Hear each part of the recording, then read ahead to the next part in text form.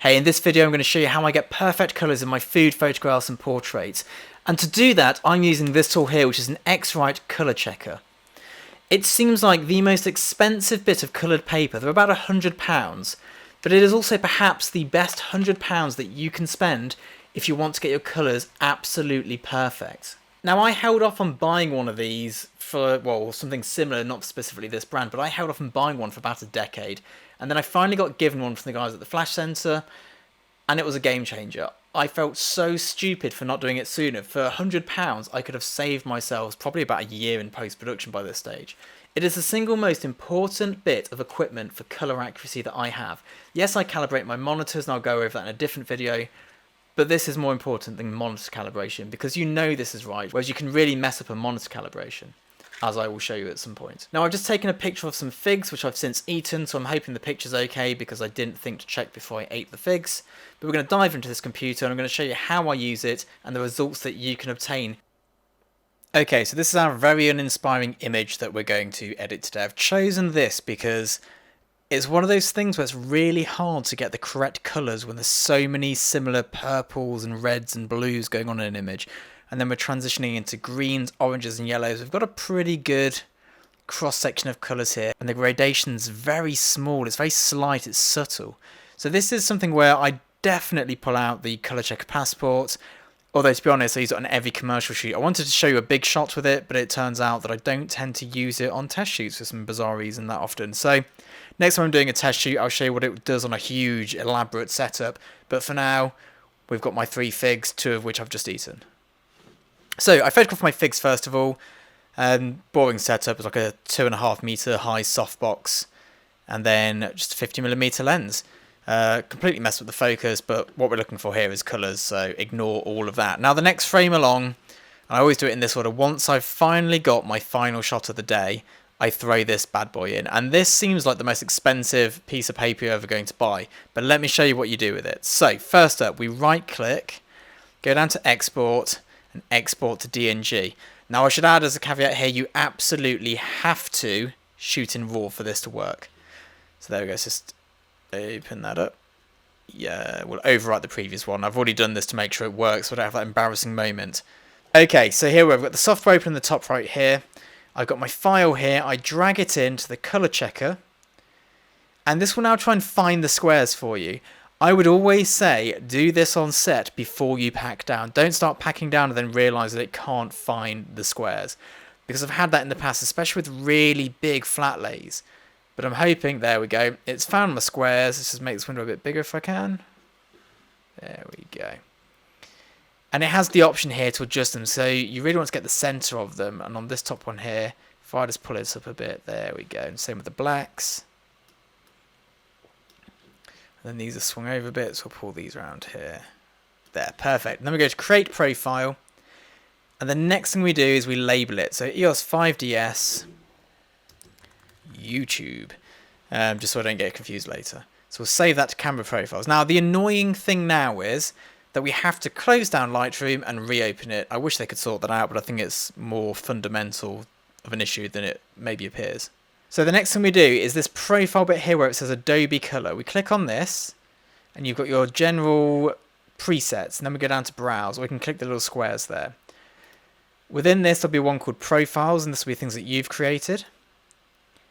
And mine today is this one here. So I click that, and then we'll just close this little area down. Now, I've applied the preset that we've created. So before we do anything else, this was before, and this is now. Can you see the difference? So before, if you look at the blues especially, and then after. It's pretty distinct. Now the next thing I'm going to do, I've already set my white balance to this one here. You might want to set that if you haven't already done it. Depending on where you click in this box, it will give you slightly different answers. The black sort of cast, so you can get some colour cast coming in from here as well. So it's definitely worth getting a custom white balance set beforehand. And now what I'm going to do is just set my black point. There we go. There's my black square there. Let's pull it back a bit. Now, although there are right and wrong answers for black point and white point, it is absolutely down to personal taste. So I'm going to take this one here. I'm going to sync it across to my figs. then we're going to jump into our fig photo. Right, just to save my eyes from such a horrendous composition, let's at least crop it square so it doesn't look awful. There we go. Not too bad. So, if we go to before, this is the previous colours, and after. Now I'm just going to reset the black on here so you can get a true picture of the changes, because it does look a bit hazy without. So, that's before, and that's after. And having just eaten these figs, this is definitely a more accurate look than the before one. If we just zoom in a bit closer as well. So, before and after. Before and after.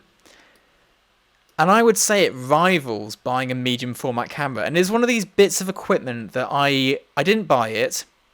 I was actually given it as a thank you gift from a shop. For doing something for them. So I guess I did buy it. I bought it with my time. But it is the greatest tool, especially for portrait and food photographers. If I had to, by eye, go from this point here to this point here, it would take me hours of fine-tuning the colours in the HSL slider. And this is a much quicker way. So then from this point here, we just choose the black point. I go all the way to the end and then start sliding back. Choose the white point, and again I do the same sort of thing. Shadows, I go open, then close them down until they match the blacks a little bit better. And highlights, go all the way up and just pull it down until it looks how I want it to.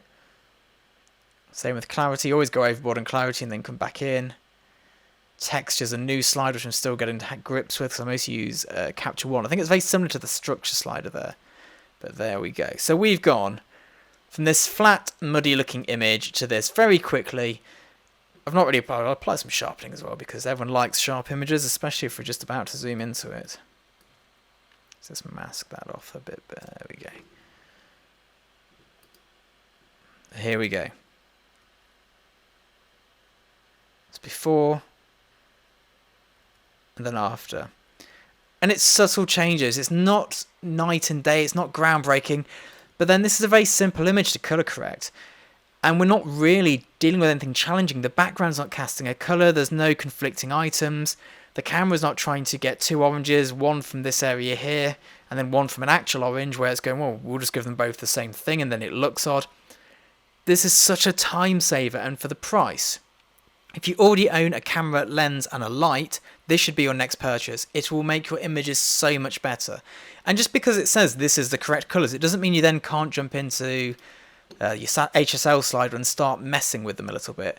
You know, you've still got that option to go, well, do you know what, I want my figs really purple. So let's really push that up there. Let's jump into luminance. Let's pull that green down a bit. And then find the bit before it clips. There we go. Push the yellows up. We can absolutely do this and still adjust it. But it's always good to have a nice starting point. So I hope that's of use to you. I think that this, for £100, I don't think there's anything apart from a 50mm lens, the cheap plastic one from Canon, that you can buy for the same money that will give you such a boost in image quality and image performance. If you don't have one of these, go and buy one. I'll pop some links to some different options in the description. They're absolutely brilliant. I'm still going on for my video a day. Thank you for all the feedback. If there's anything I'm doing which you think, yeah, I don't know why he does that, please let me know, because I am blissfully unaware. I'm working on the audio levels, and especially the music. Sorry for everyone who I terrified in the last video, where I had background music suddenly jump in at about 20 decibels louder than my voice. I do believe there were some bad underwear situations going on. Very sorry. I think I've got it sorted now, and I'll see you all next time.